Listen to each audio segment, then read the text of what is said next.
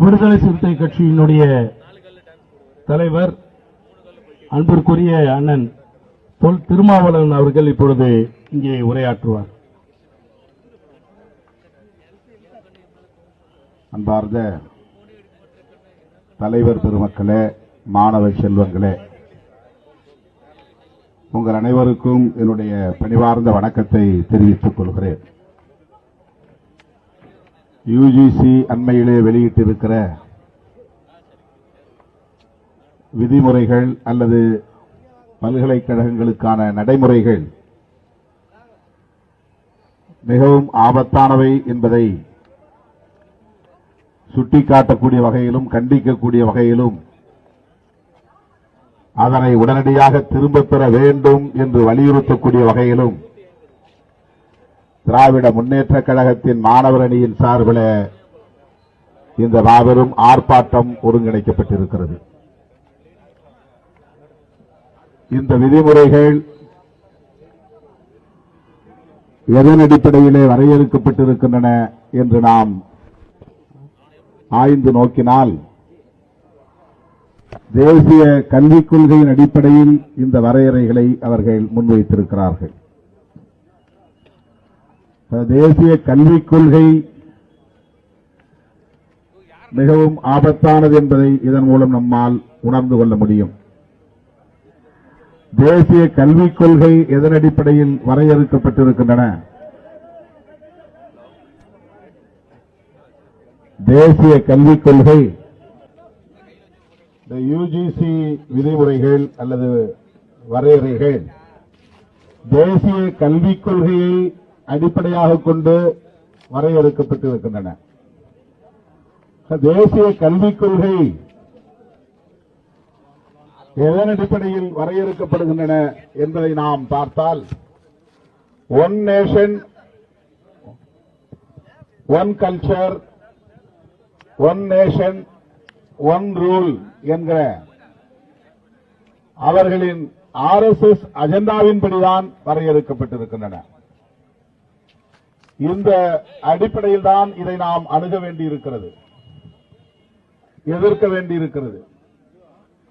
RSS அஜெண்டாவை நடைமுறைப்படுத்துகிற ஒரு அரசியல் பிரிவு பாஜக. பாஜக ஆட்சி அதிகார பீடத்தில் அமர்ந்து கொண்டு RSS செயல் திட்டங்களை நடைமுறைப்படுத்தி வருகிறது. ஆகவே இந்த யுஜிசி ரெகுலேஷன்ஸ் RSS அஜெண்டாவில் ஒன்று என்பதை நாம் அடிப்படையில் புரிந்து கொள்ள வேண்டும். அடுத்து, இந்திய ஒன்றிய அரசுக்கும் மாநில அரசுகளுக்கும் இடையிலான முரண்பாடுகள் இவற்றுக்கெல்லாம் அடிப்படை காரணங்களாக இருக்கின்றன. 1969 பேரறிஞர் அண்ணா அவர்களின் மறைவுக்கு பிறகு முதலமைச்சர் நாற்காலியில் அமர்ந்த நமது முத்தமிழ் அறிஞர் கலைஞர் அவர்கள் எந்த அளவுக்கு தொலைநோக்கு பார்வையுடையவராக இருந்திருக்கிறார் என்பதை இன்றைக்கு நாம் எண்ணி பார்க்க கடமைப்பட்டவர்களாக இருக்கிறோம். அப்போது அவர் ஆட்சி பொறுப்பேற்றதும் மத்திய மாநில அரசுகளுக்கு இடையிலான உறவுகள் குறித்து ஆய்வதற்காக ராஜமன்னார் குழுவை நியமித்தார். அந்த ராஜமன்னார் குழு பல்வேறு பரிந்துரைகளை முன்வைத்தது. இன்றைக்கு அந்த அறிக்கையை அல்லது இந்த பரிந்துரைகளை நடைமுறைப்படுத்த சொல்லி வலியுறுத்த வேண்டிய ஒரு தேவை எழுந்துள்ளது. இப்படி ஒரு ஆட்சி வரும், ஒன் நேஷன் ஒன் ரூல் என்கிற முழக்கத்தை வைக்கும், RSS அஜெண்டாவை முன்னிறுத்தி தேசிய கல்விக் கொள்கைகளை வரையறுக்கும், மாநில அரசுகளுக்கான உரிமைகளை எல்லாம் பறிக்கும் என்பதை தொலைநோக்கு பார்வையோடு அன்றைக்கு முத்தமிழ் அறிஞர் கலைஞர் அவர்களால் பார்க்க முடிந்தது. இந்தியாவில் எத்தனையோ மாநில முதலமைச்சர்கள் இருந்தாலும் வேறு எவருக்கும் தோன்றாத ஒன்று முத்தமிழ் அறிஞர் கலைஞருக்கு தோன்றியது. மத்திய அரசுக்கும் மாநில அரசுகளுக்கும் இடையிலான உறவுகளை ஆய்வதற்கு ஒரு மாநில முதலமைச்சர் கமிஷன் அமைத்தார். மிக முக்கியமான ஒரு வரலாறு அது. அந்த ராஜமன்னார் குழு அறிக்கை என்ன சொன்னது என்றால், அரசமைப்பு சட்டத்தில் திருத்தம் கொண்டு வர வேண்டுமானால் மாநில அரசுகளின் ஒப்புதல் தேவை. 2/3 மாநில அரசுகள் ஒப்புதல் தந்தால் மட்டும்தான் அரசமைப்பு சட்டத்தில் திருத்தம் கொண்டு வர முடியும், கொண்டு வர வேண்டும் என்கிற ஒரு பரிந்துரையை ராஜமன்னார் குழு கொண்டு வந்தது. இன்றைக்கு நான் இந்த ஆர்ப்பாட்டத்தின் ஊடாக சொல்ல விரும்புகிறேன். திராவிட முன்னேற்ற கழகம் முத்தமிழறிஞர் கலைஞர் அவர்களால் அமைக்கப்பெற்ற ராஜமன்னார் குழு என்ன பரிந்துரைகளை முன்வைத்ததோ, மாநில உரிமைகளை பாதுகாப்பதற்கான பரிந்துரைகள், அந்த பரிந்துரைகளை நடைமுறைப்படுத்தி சொல்லி நாம் தேசிய அளவில் நமக்கான ஆதரவை திரட்ட வேண்டும். மாநில அரசு மட்டும், தமிழ்நாடு மட்டும் போராடினால் போதாது. நீட் வேண்டாம் என்று சொல்லுவது தமிழ்நாடு மட்டும்தான், வேறு எந்த மாநிலமும் இல்லை. தேசிய கல்விக் கொள்கையில் ஆபத்து இருக்கிறது என்பதை உணர்ந்து சொல்லுகிற மாநிலம் தமிழ்நாடு மட்டும்தான், வேறு எந்த மாநிலத்திற்கும் அந்த விழிப்புணர்வு இல்லை. இதுதான் மிகப்பெரிய சிக்கல். ஒன் நேஷன் ஒன் கல்ச்சர் என்கிற அந்த முழக்கத்தை வைத்த போதே எல்லா மாநிலங்களும் விழித்தெழுந்திருக்க வேண்டும்.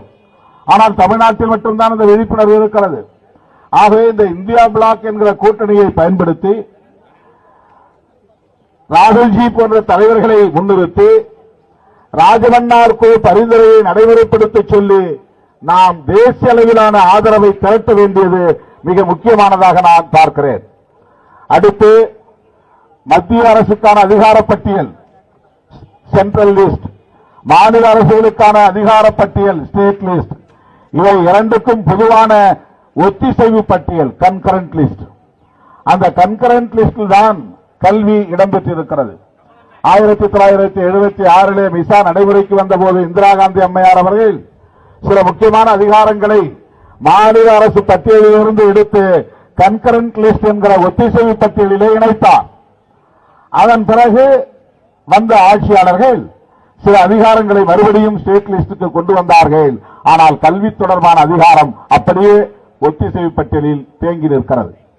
அதை மறுபடியும் மாநில அதிகார பட்டியலுக்கு கொண்டு வர வேண்டும். இதை வலியுறுத்த வேண்டியது நம்முடைய கடமை, அதற்கான போராட்டங்களை முன்னெடுக்க வேண்டியது நம்முடைய பொறுப்பு என்பதை இந்த நேரத்தில் நான் சுட்டிக்காட்ட விரும்புகிறேன். ஒட்டுமொத்தமாக பல்கலைக்கழகங்களின் அதிகாரத்தை தம் கட்டுக்குள்ளே கொண்டு வருவதற்கு இந்த அரசு முயற்சிக்கிறது. துணைவேந்தர்களை நியமிக்கிற அதிகாரமும் இனி மாநில அரசுகளுக்கு கிடையாது. ஒவ்வொரு பல்கலைக்கழகத்திற்கான சட்டத்தை இயற்றுகிற அதிகாரம் இனி மாநில அரசுகளுக்கு இருக்காது. இந்திய ஒன்றிய அரசு பொத்தாம்பதுவாக ஒரு சட்டத்தை கொண்டு வந்து தமிழ்நாடு உள்ளிட்ட இதர மாநிலங்களில் உருவாக்கப்படுகிற அனைத்து பல்கலைக்கழகங்களும் அதை பின்பற்ற வேண்டும் என்று வலியுறுத்தக்கூடிய ரெகுலேஷன் தான் இன்றைக்கு அவர்கள் முன்வைத்திருக்கிற இந்த டிராப்ட். ஆகவே இது மிகவும் ஆபத்தானது, மாநில உரிமைகளோடு தொடர்புடைய மிகவும் சிக்கலான ஒன்று. எனவே இந்த யுஜிசி ரெகுலேஷன்ஸ் என்கிற இவற்றை எதிர்க்கிற அதே வேளையில் ஒட்டுமொத்தமாக தேசிய கல்விக் கொள்கைக்கு எதிராகவும் RSS அஜெண்டாவுக்கு எதிராகவும் நாம் இன்னும் வீரியத்தோடு போராட வேண்டியிருக்கிறது என்பதை இந்த நேரத்திலே வலியுறுத்தி திராவிட முன்னேற்ற கழகத்தின் மாணவர் அணி முன்னெடுத்திருக்கிற இந்த போராட்டம் வெல்ல விடுதலை சிறுத்தைகளின் சார்பில் எனது வாழ்த்துக்களை கூறி நிறைவு செய்கிறேன். நன்றி, வணக்கம்.